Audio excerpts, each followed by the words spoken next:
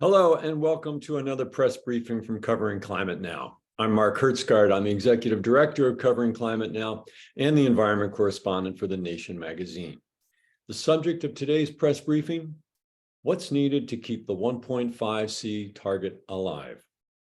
First, though, for those who don't know, Covering Climate Now is a global media collaboration of more than 500 news outlets that reach a total audience of some 2 billion people. We're organized by journalists for journalists. We help one another do more and better coverage of the defining story of our time. It costs nothing to join Covering Climate Now. There's no editorial line except respect for science. You can go to our website, coveringclimatenow.org, where you can find a list of our partners. You can sign up for our weekly newsletter, The Climate Beat. You can check out our voluminous background resources, join our Slack channel, and of course, apply for you or your newsroom to join Covering Climate Now. So let's get straight to today's session. Arguably the most important question in the world right now, the 1.5C target. But limiting global temperature rise to 1.5C, I have to say, has been a poorly understood goal from the time it was first included in the Paris Agreement in 2015. Previously, UN negotiations had focused on limiting global warming to 2 degrees Celsius. But in a surprise development, activists and governments from the global south got the 1.5C target written into the Paris Agreement. And their reasoning was simple. As I was told by the former president of the Maldives, Mohammed Nasheed, quote, anything more than 1.5 degrees is a death sentence, unquote, for low-lying and highly vulnerable countries like his. Today, however, we know that even 1.5 degrees would be very dangerous. After all, look around you. The record heat, drought, storms, flooding, and sea level rise of recent years, all that is happening at 1.1 degrees of temperature rise. So let's be clear, 1.5 degrees is by no means safe. Rather, it was and remains a politically determined target, the most ambitious target achievable within UN climate negotiations, but it is far from ideal.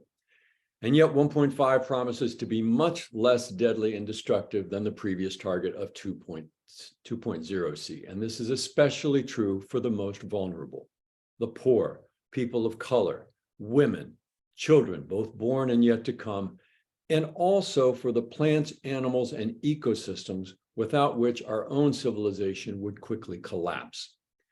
Furthermore, the science makes it clear that if there is an overshoot of 1.5, that overshoot must be kept as minimal and brief as possible. 1.6 is better than 1.7. 1.7 better than 1.8. The good news, contrary to what you might have heard, is that humanity can still limit global warming to 1.5 degrees. The latest IPCC report made this very clear, and our colleague Damian Carrington at The Guardian highlighted a chart in that report that I commend to everybody. He called it, quote, a map of climate optimism. And that chart lists 40 available options for slashing emissions in half over the next 7 years, which is what we need to stay on the 1.5 path. And those solutions focus on solar, wind, trees and forests, energy efficiency, and cutting methane. Damian wrote, quote, these solutions require no new technology. What they do require, he added, is a resource heavily lacking so far, the political will to push aside vested interests and radically pursue the policies that will work. Solutions reporting is an essential part of the good climate coverage that we try to foster here at Covering Climate Now. Our reporting needs to inform the public and policymakers alike that we can still avoid the worst. The key obstacle is not immutable physics, but wrong-headed policy.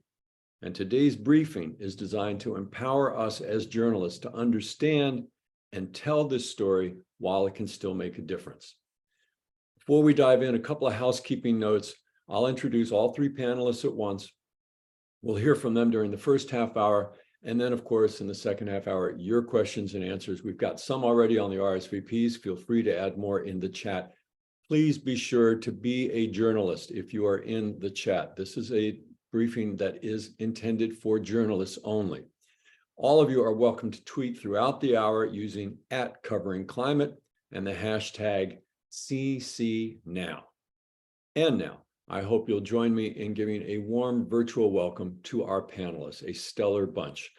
Kelly Levin, she's the Chief of Science, Data, and Systems Change for the Bezos Earth Fund, and she's a co-director of the Systems Change Lab. Previously, she spent 12 years at the World Resources Institute as a director of WRI's Global Climate Program. Also, Souparna Lahiri. Souparna is the Senior Climate and Biodiversity Policy Advisor for the Global Forest Coalition. The Global Forest Coalition is a coalition of 126 NGOs and indigenous peoples organizations working across 70 countries for forest policies that address the drivers of deforestation, climate change, and biodiversity loss. And Mustafa Santiago Ali, he's the Executive Vice President of the National Wildlife Federation and the founder of Revitalization Strategies, a business focused on moving vulnerable communities from surviving to thriving. Previously, Ali spent 24 years working at the United States Environmental Protection Agency, most recently as Senior Advisor for Environmental Justice and Community Revitalization. So again, please, a warm virtual welcome for all three of these very eminent panelists. And I'm going to throw a little bit of a curveball here to start. Since we've got all three of you here, I want a one-word answer, yes or no, from each of you. And we'll just go in the order that I've described. First, Kelly Levin. Yes or no, can humanity still limit temperature rise to 1.5 C? Yes. That's good. And Souparna Lahiri, can we do that? Yes, we can do that, of course. And Mustafa Santiago Ali, yes or no? 1.5, is that a pipe dream or still achievable?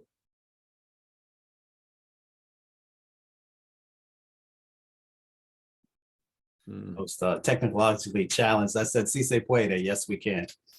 Si se puede, si se puede. All right, let's get into it. Kelly Levin, look, we're all journalists here. We know that the world is not on track to 1.5. Let's not waste any time bemoaning that. Let's talk about instead how we might still get to 1.5. You wrote a very interesting piece for World Resources Institute back in December with a colleague where you talked about what it will take to get to 1.5 degrees. And you laid out a number of different areas where you talked about we need to decarbonize the electricity sector, we need to decarbonize buildings and so forth. Can you just briefly take us through what are the most important aspects of that we really need to accelerate and talk, if you will, in very practical terms of what needs to happen in order to reach those targets? Super. Well, first, thanks so much for having me, Mark, and thanks for all of your interest. It's tremendous to be here. I think you, Mark, laid out the kind of scale of the change that's required, which totally dictates the scale of the transformation required. And if you think about the emissions trajectory that we've had since 2010 alone, we have emissions increasing by 12%, since 1990, something like 54%. And as you said, Mark, we need to essentially slash them in half. This decade, we have to get to 60% below recent levels by 2035, and then get to net zero by mid-century and net negative afterwards.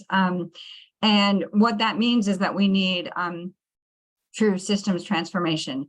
And we need it across all sectors of the economy, from how we transport our goods and services, how we power our homes and our cities, how we manage our biomes and our oceans, and how we consume our goods. And each one of those has these component shifts that need to happen. So if you think about, for example, food systems, a series of shifts that need to happen both on the supply and demand side, that we need to sustainably intensify livestock and crop production so that we don't continuously expand into new areas. And at the same time, we need to shift demand and look at shifting diets towards healthy alternatives. We need to cut back on food loss and waste. And similarly for transportation, not only do we need to shift from the internal combustion engine to the EVs, and had a remarkable announcement yesterday in the US to do that, but also we need to shift to public transport, and we need to avoid travel by some modes, and we need to come up with new solutions for the so-called harder to abate, the heavy trucking, the aviation, the shipping. And when you think about the scale of transformation, as you said, Mark, it's really hard to translate these emissions trajectories and the 1.5 goal into things on the ground every day. And what we tried to do in this report that you mentioned, the State of Climate Action, is think, what does that mean in terms of power plants closing down, for example? What does that mean in terms of the rate of deforestation getting curbed? And we looked at benchmarks that are aligned with a 1.5 trajectory. And what it does mean is that this decade, we basically have to phase out coal generation 6 times faster, which is the equivalent of retiring 925 average size coal plants a year. We have to. Let me interrupt for a second there, yes, Kelly. please. You say 900 plus coal plants a year. You're talking globally, right? Globally, correct. Yes. And if you think about other systems like public transportation, we've been making gains, and we have to kind of 6 times that. We need to reduce deforestation 2.5 times the recent rate of change. The good news is that we are seeing these bright spots of action where we're seeing exponential change take off. You can look at renewables, for example, and the cost of solar power dropping 85% or so in recent decades. You can look at EVs with tremendous regulations around the world, phasing out internal combustion engine and switching to EVs. But we need to do that across all systems. And the question is, how do you nurture that so that we get to tipping points where change is unstoppable and irresistible? And it's going to take, there's not going to be a silver bullet. It's going to take a number of different interventions, from policies and regulations to financial incentives to RD&D to leadership and courageous leadership from governments and from companies. And I think most of all, recognizing that some of these transitions are going to be jarring. They're going to be winners and losers, and ensuring that they're done in a just and equitable way. So I'll pause there and happy to go into more detail as we keep going. Yeah, let me ask one follow-up question. There may be 2, actually. One is, for many years, I think energy efficiency has been overlooked. It doesn't sound sexy. It's what is, people sort of vague about what that actually means. And yet, if you look at the IPCC reports, and indeed even just yesterday's Biden administration announcement about electric vehicles, that is a form of energy efficiency, isn't it? That basically we need to get out of this mindset to think that we need to produce more energy in order to meet human needs, but rather use energy more efficiently. Is that, how big a part of that is the 1.5 trajectory path?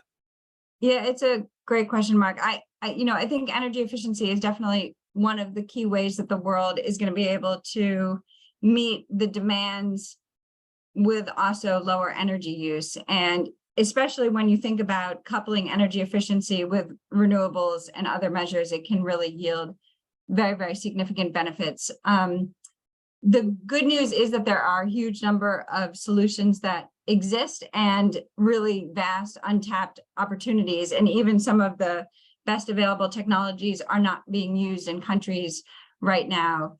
And that it can also lead to tremendous savings for consumers.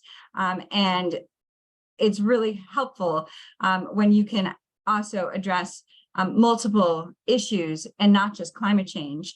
I think today we're facing a number of different forces that make energy efficiency kind of all the more important. If you look, for example, at the Inflation Reduction Act, which is an example of how governments can incentivize energy efficiency with a number of tax credits, for example, for homeowners, And then if you think about the Russian invasion of Ukraine, where you have energy prices that have been skyrocketing, and you have consumer bills that have been really challenging for many communities to meet. And at the same time, the need to secure reliable access around the world, basically focusing on energy efficiency can be unambiguously the first response to meeting climate goals and affordability and dealing with energy security. But it's also not enough, because we know that we also need to shift away from dirty sources of energy as well. And sometimes the programs for efficiency can be implemented really differently in different places. So at the same time, we need to make sure that we have a package of policies and incentives and research and development to be able to move forward. But it is really a tremendous option for addressing climate change and energy needs. And I think especially with emerging countries that are going to be an ever greater share of energy demand, this is going to provide some really tremendous opportunities moving forward. So there's tremendous opportunities, I'll say to my fellow journalists here. Energy efficiency, that is a big part of the Inflation Reduction Act here in the United States. So if you're a US reporter, look into those opportunities. It's a great local story. Oftentimes it involves retrofitting houses and buildings, and it tends to create jobs as well. And internationally, to my colleagues there, it's oftentimes energy efficiency is overlooked, but it's usually the cheapest and the fastest, not to mention the safest route to energy security. Now we're going to switch to Souparna Lahiri. Souparna, I want to talk to you about net zero and offsets and carbon neutral and all of these terms that have become so prominent in a lot of the international dialogue around this. You know, you and I connected through your colleague, Don Lair, who sent out a press briefing recently that essentially pointed out that if we, as a global community, are serious about 1.5, there is no room at this point for offsets, for net zero, for this claim that company X is, well, we're going to keep emitting pollutants, but we're going to buy offsets by planting trees in Sri Lanka, or planting trees, or keeping a forest standing in Indonesia. So first of all, have I got that right? That basically there is no room in a 1.5C world for offsets? And if that is correct, can you just take us through that argument? Thanks, Mark. And just to mention that I'm also here speaking for Climate Land Ambition Rights Alliance, and Global Forest Coalition is a member of CLARA, therefore. Yes, this is a kind of a argument that we have been making for quite a long time, and it's not a new argument. And it's, I hope by the time people realize what IPCC is talking about, what we are talking about, that this kind of argument is rested for the rest of the century itself. The problem is that let's see, I frame it in a way like, if you are talking of IPCC report, there are twin challenges that IPCC report poses today, in terms of number one, that you have to reduce emission by 50% by 2030 is the number one. And the second is that carbon budget is fast repleting. And what is the carbon budget that IPCC is talking of? It's a carbon, it's a space that CO2 occupies in the atmosphere. And when you release CO2 in the atmosphere, it certainly occupies a space. And that space, which is left now for CO2 to be released in the atmosphere for the next 10 years, say, is only about 500 gigatons of CO2 equivalent.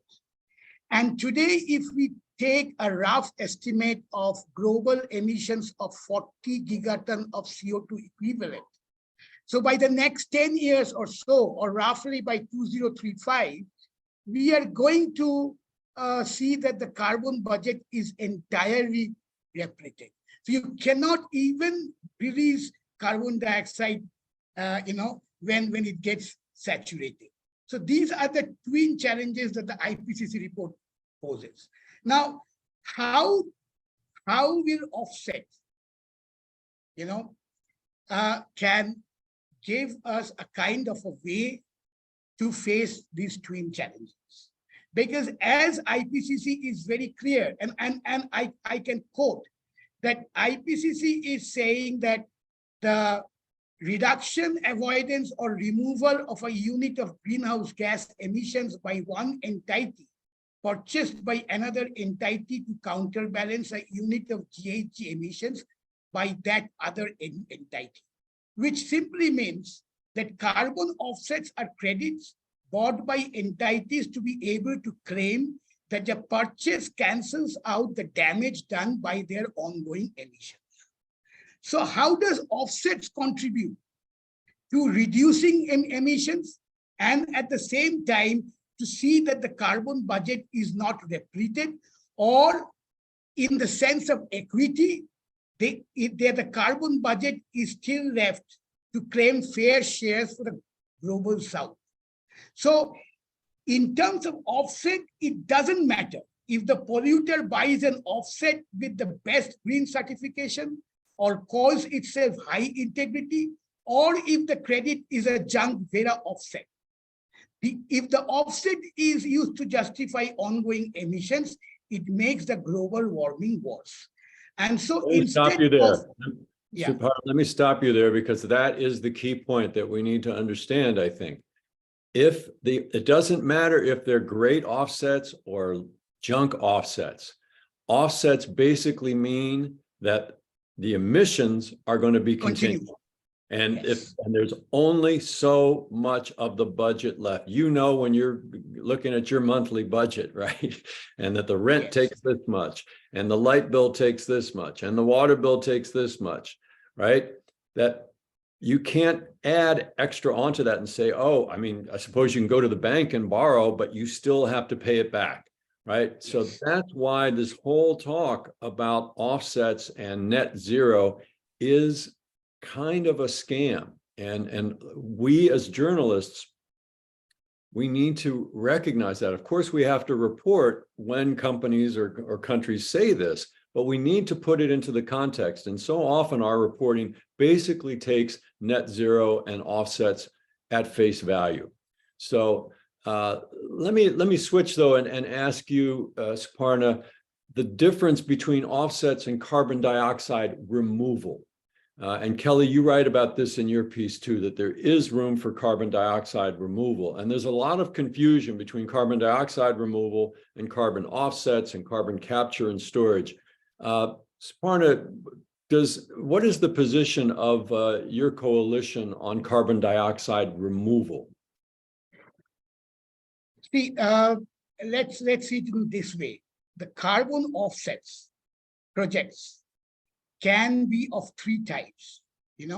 One can say that it reduces emission.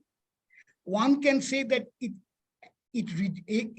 offsets the reduction in emission at one place. The second, it offsets the avoided reduction. And the third is the removal of carbon dioxide. So we don't have to confuse between carbon dioxide removal and then the offsets project, which is linked to the removal of carbon dioxide. The point is that even if we consider IPCC, the climate science, it is talked about when actually you really cross the tipping point. You have not reduced your emission. You cannot go below 1.5.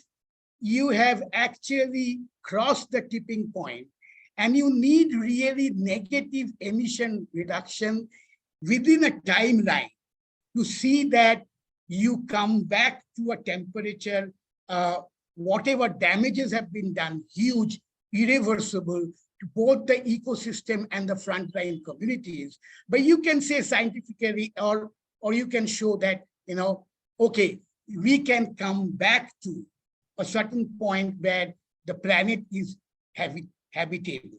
So that's what the carbon removal, argument should be used as we think. There is nothing that this is not in parallel to immediate reduction. This is when we cross the tipping point. This is when, there is nothing else that you do because of net zero commitments, this net zero thing by the corporates and fossil fuel companies not reducing emissions.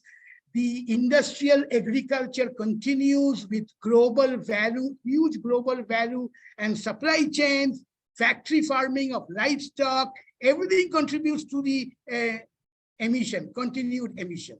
And then once you are crossing that tipping point, perhaps the other alternative will be removals. But there's a limit. You cannot use irrespectively and indiscriminately the so-called land sector, the trees, the land, the ecosystem for removal, because there are calculations that the kind of removals that we are talking of may take 3 times the planet Earth, the land that we have. And then we have the so-called geoengineering removals, which are not tested, which are not in scale, which are still probably under research. We don't know what is happening there, Yeah.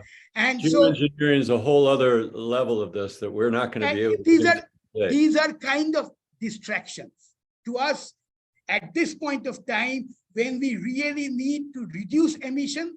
All these talks of removal, net zero offsets are together causing distractions. And there are equity considerations hugely on the frontline communities who are being affected and also who are being the experimental, guinea pigs of climate solutions.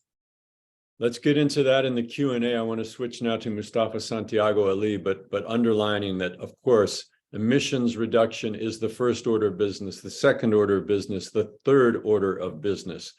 The role for carbon dioxide removal is down the road. It is there, though, unless, because we're at 420 parts per million today. And that is, unless you think that civilization can survive 10 feet of sea level rise, eventually we're going to have to bring that down to 350 parts per million. But first, let's stop filling the bathtub. Mustafa Santiago Ali, I want to ask you, you're very familiar with everything that we've heard today, but you've also worked inside the government and inside the United States government, the world's leading historical polluter. You've worked for Republican presidents, you've worked for Democratic presidents. Talk to us, if you will, about making these massive changes happen inside of government. Kelly Levin laid out a lot of very ambitious things, shutting down over 900 coal plants each and every year, including in countries like China, right, where there's not a lot of democratic control over the central government. But let's talk about the United States government where you've served. What do you see?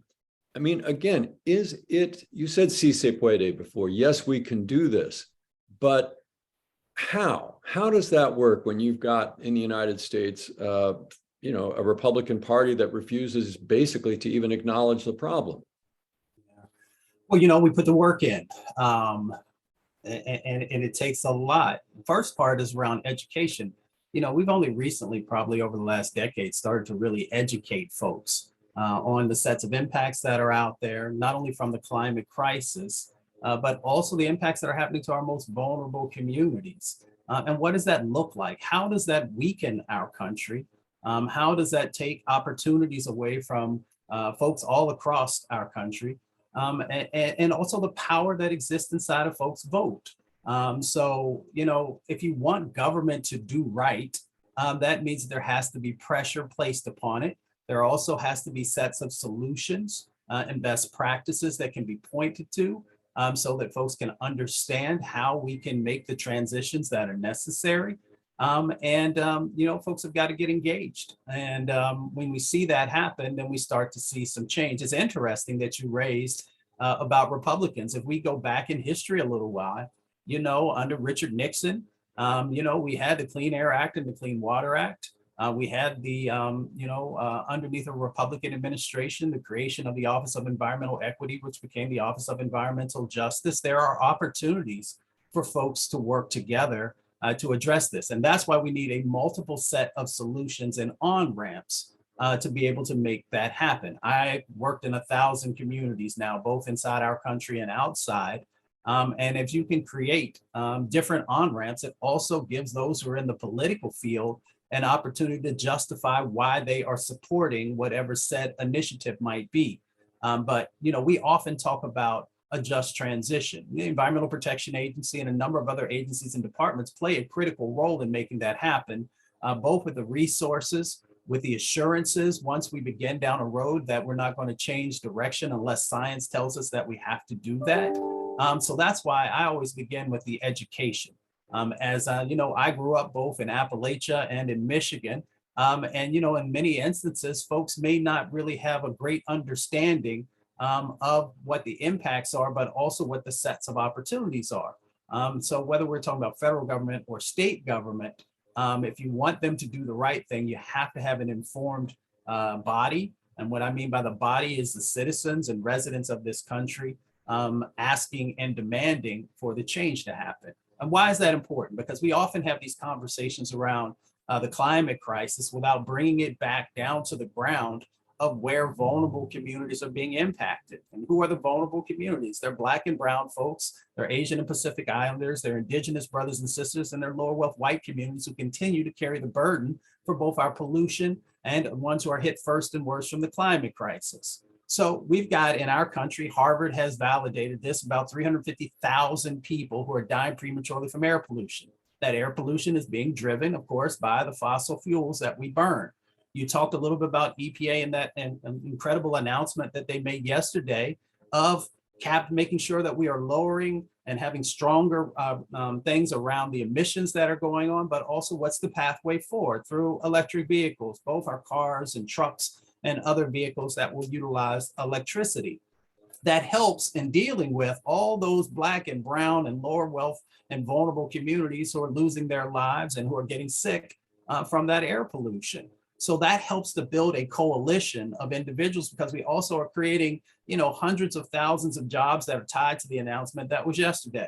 Let's go a little bit deeper real quickly when you ask about EPA. So we know that we've got 2.4 million miles of fossil fuel pipeline that exists inside of the United States of America. That's enough to go to the moon and back, and on your way again to the moon.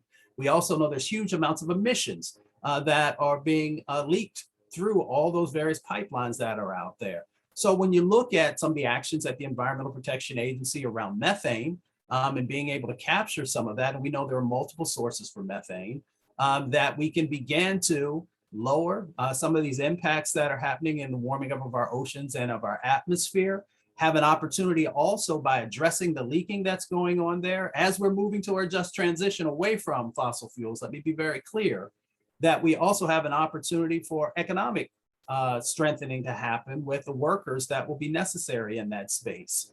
So when I look at the work of the Environmental Protection Agency, or when I led the interagency working group that had 17 federal agencies, a couple White House offices, we've got a multiple set of opportunities that are in front of us to address many of the things that were shared by the previous panelists, and then to be able to share best practices across our country and with other countries, and learn from other countries who may be doing better in certain areas. So yes, the Environmental Protection Agency is one of the leading environmental organizations across the planet, but there are others who are also doing amazing work that we can learn from, and we have to make sure that we're also learning from those frontline communities and incorporating traditional environmental knowledge into our sets of actions and practices moving forward.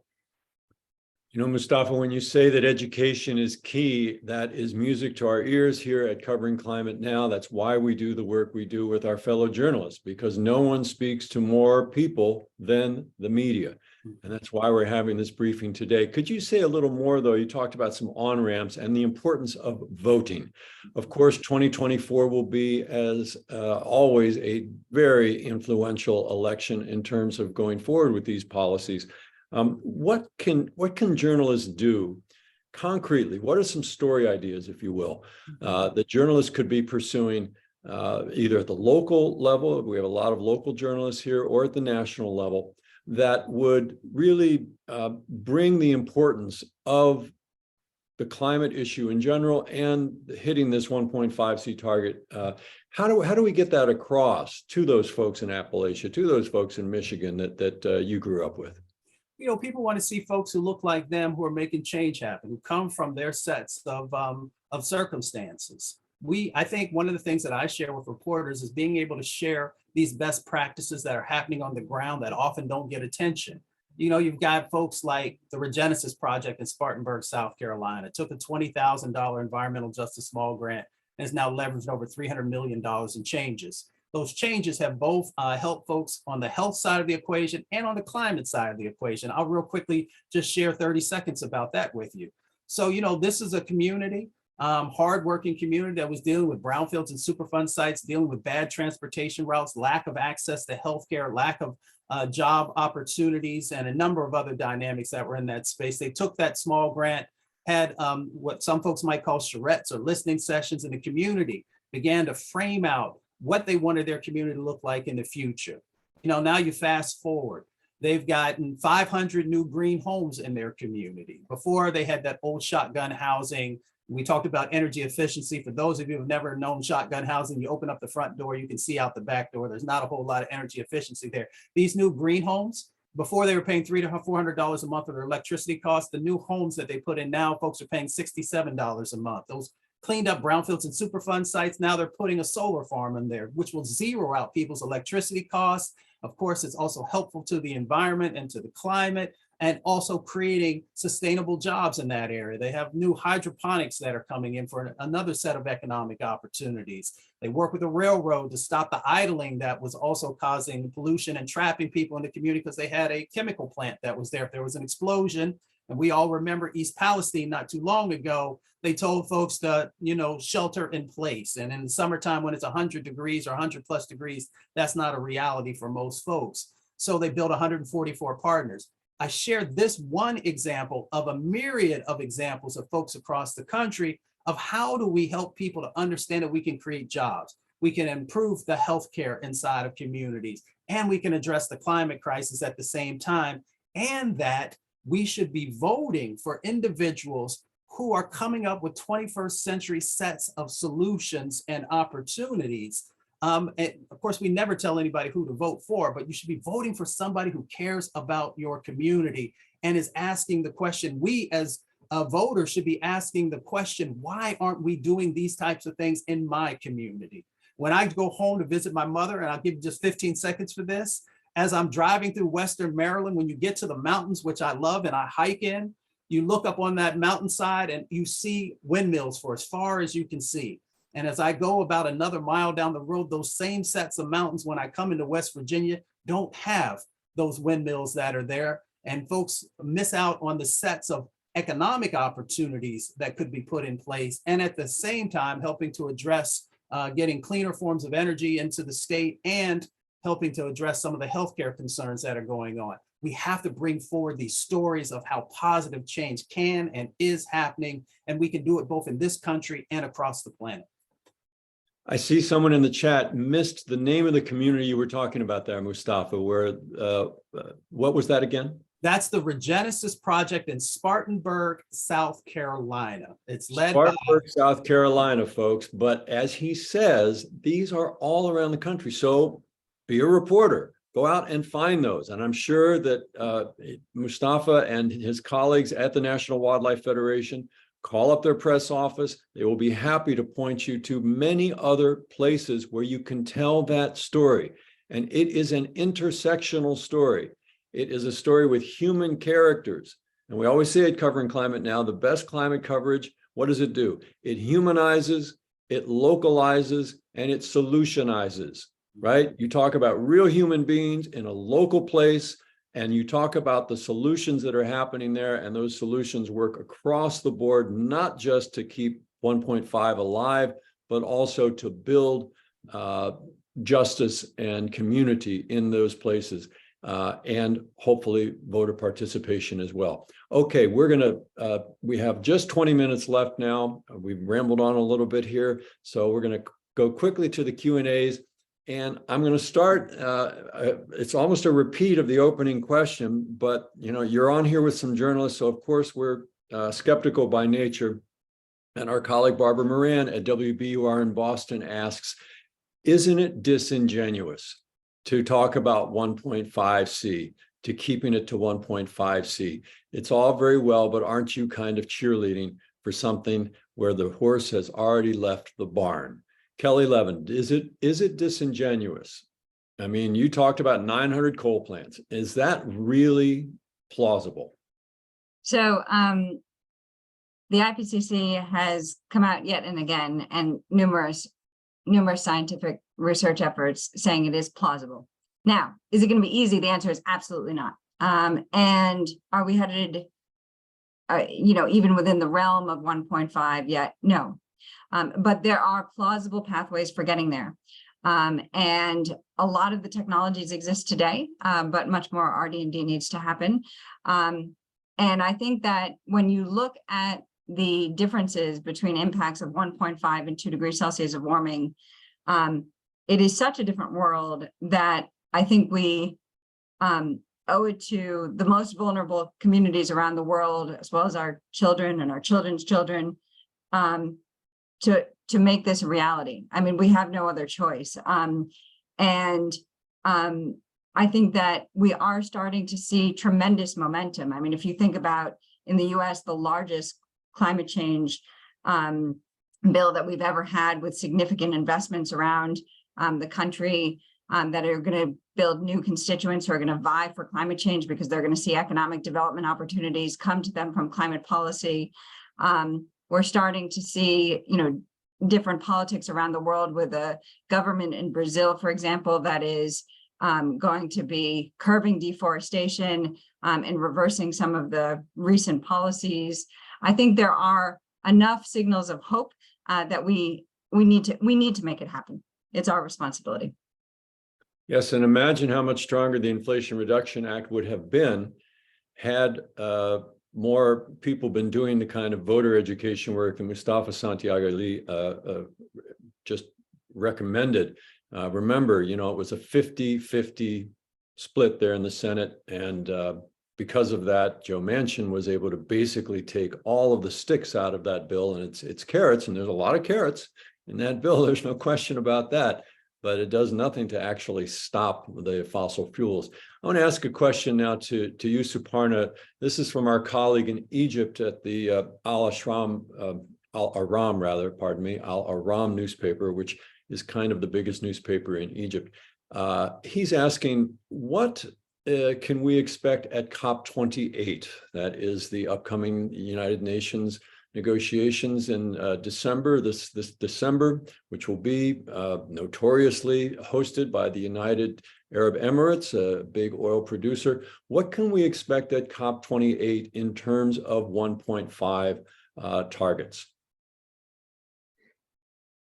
We are coming into the political arena of the climate discourse, and so one has to recognize there's a difference of response between a climate institution, as far as climate science is concerned, a difference in response from the political system, and a difference in response from the civil society and the people that are affected and are in the front lines. Of course, the problem with COP28 starts with the presidency, and the presidency of the COP28 being vested to the chief of the one of the oil companies. And so there is a kind of both an anguish, anger, and a kind of apprehension that how will the agenda be set up in that case? Should that agenda allow people to continue with the kind of discourse and find out solutions to what the IPCC is talking about, what the frontline communities are talking about, or what the frontline communities need actually for moving towards real solutions? You know, COP28 for us, COP27, we have seen again the fossil fuel industry dominating the delegations as far as concerned. And we don't want a repetition in COP28.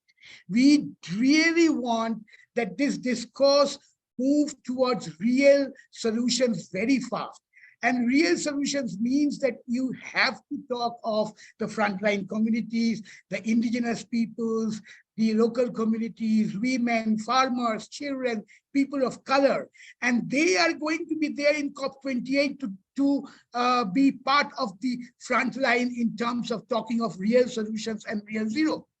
So that is how we want to set the agenda in COP28, that we move toward no more false solutions, no more delaying tactics from the fossil fuel industry or the big agribusiness.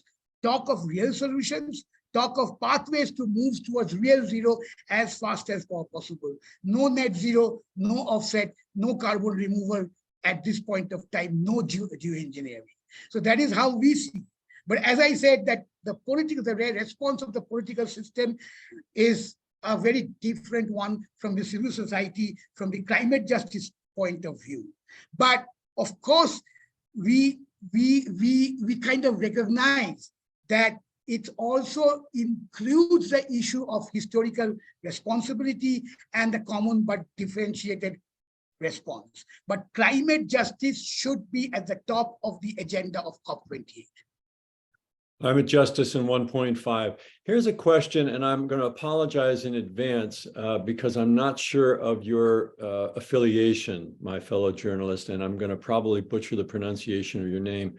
It looks like it would be Humi Ahmed Mikidache.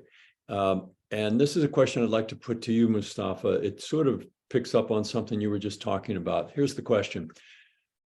How do the most vulnerable communities access these new technologies, these green technologies, and the transfer of them? And bearing in mind, as the journalist continues, the context for this kind of climate action is different from one country to another. For example, he or she adds, what is your advice for vulnerable communities in Africa in terms of getting access to these technologies? And before you answer, Mustafa, I'll just reference to my fellow journalists in particular, look at today's Climate Beat newsletter from Covering Climate Now. There's a new story in there about the so-called Bridgetown Initiative, which comes out of Barbados, and it talks about the need for global North countries to massively increase the amount of funding that is supposed to be going to global South countries, highly vulnerable countries, both to deal with mitigation and adaptation precisely around this question. You know, theoretically and legally, the global North is bound to give $100 billion a year. They've never done that. And these countries are being hit hard, and that's where this Bridgetown Initiative comes in. So have a look at that. That's a story out of the Agence France-Presse news agency.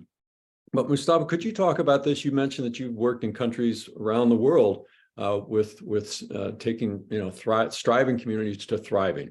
Yes. Well, first of all, thank you to the previous panelists, the information that he shared around climate justice. I would bring into this conversation, I hope that reporters who happen to attend COP, if you would have attended the last COP, you would have seen the first time ever that there was a climate justice pavilion that had a huge amount of information that was shared. And I would ask you to get the reports that came out of that, because it speaks to the needs that exist across the planet for vulnerable communities, but also many of the solutions and sets of actions that individuals and organizations are taking.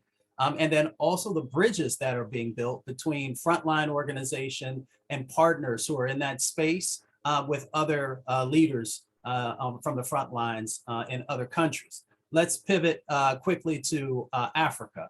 there are a number of amazing individuals who are doing incredible work and helping to focus resources in Africa. And as Mark, you just shared, we start with making sure that folks are living up to their commitments around making sure that the Global South has the resources that it needs to, one, move forward on technology and these new sets of opportunities, but also to prepare for the additional impacts that are going to happen. So let's bring folks' names into this conversation, like Akon.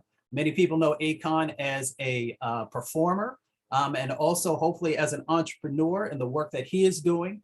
I've worked with folks along with him in helping to light up Africa. So he's very focused in the solar space. You have folks like Dr. Michael Dorsey, who's now at Yale University, who's also moving forward on a number of initiatives to help to bring the technologies that folks will need in Africa, but also in other locations across the planet. So there are a number of folks and organizations. The NAACP is beginning to do some work. Jackie Patterson over at the Chisholm Legacy organization is also building an organization for our folks who are of the diaspora to be able to have the information, the promising practices, who are the individuals who are funding in this space. So those are just a few of the laundry list of individuals and organizations that I could share that are very focused. Let's also be very clear. Africa has an immense amount of resources, and we have to finally honor that, make sure there's equity in our in the processes, our international processes, to make sure that we are following their lead and addressing many of the needs that are going on, and that we are not exacerbating the problems of some of the things that are going on with children in mines and other types of things. So there's an opportunity for us to make sure that those sins of the fossil fuel past, we don't bring forward into this new clean energy economy that we have in front of us. One of the other groups I think that would fit into that constellation, Mustafa, is and this relates to the Inflation Reduction Act in particular, is the Justice 40 Word Coalition. I believe that we had Peggy Shepard on our last press briefing, and this is an organization of environmental justice groups around the country who are essentially trying to help make sure that vulnerable communities and disadvantaged communities are able to access all of that money coming out of the Inflation Reduction Act. But, and there's a lot of money there. It could be as much as $800 billion, but there's a lot of paperwork. And you've got to, you've worked inside the government, that in order to get those grants, there's a lot of paperwork you got to fill out. Have I got that right? And if so, I think that's a great story to be telling for journalists to go in and look at your community. Is there a justice forward aspect to this? Yeah, so real quickly, because I know we're short on time, Justice 40 is a framework that 40% of the benefits that have been identified by the Biden administration will go to our most vulnerable communities. How do you know who are our most vulnerable communities? They built on a tool that I helped create called the Environmental Justice Screening Tool, and now they have something called CJEST, which is a climate and environmental justice screening tool. Has a number of different criteria that are in there, and it highlights where our most vulnerable communities are. It helps to also focus these sets of resources, both from the Inflation Reduction Act that was mentioned, the CHIPS Act, and then folks are even using it in some instances on the state level to better focus some of their resources that came from the Bipartisan Infrastructure Act. Why is this important? One, it helps us to know where the gaps have been in our system, who are the ones that need these resources the most, but also broadening it out, it gives other countries an opportunity to take a look at some of this language and steps that people have now in place and give some consideration of how they might want to build that into some of their decision-making, both on the resource side and the areas that need help the most. Let me ask another question here from one of our colleagues. Kelly, I'm going to send this to you. And I apologize, I don't see your name, my fellow journalist, at this point. You're way up in the chat, but here's the question. Wind and solar, obviously very important for 1.5, but what about nuclear? And the question adds, I know there are issues with nuclear, but is there a role for nuclear? Yeah, I think I think if you look at the modeling scenarios for 1.5 or even well below 2 degrees, it's often a mix of sources where you are getting to very large scale renewables, and depending on the scenario, some of them, for example, rely heavily on CCS, carbon capture and storage. Some of them rely on nuclear. And there are ways to ramp up nuclear in those emission scenarios and really reduce it significantly. At the end of the day, we're going to need a diversity of sources, and it is going to depend on the local acceptance as well as the cost of something, for example, like nuclear. In most economies today, new nuclear is certainly not cost effective when you're comparing it to renewables. And it is lacking community acceptance in many places.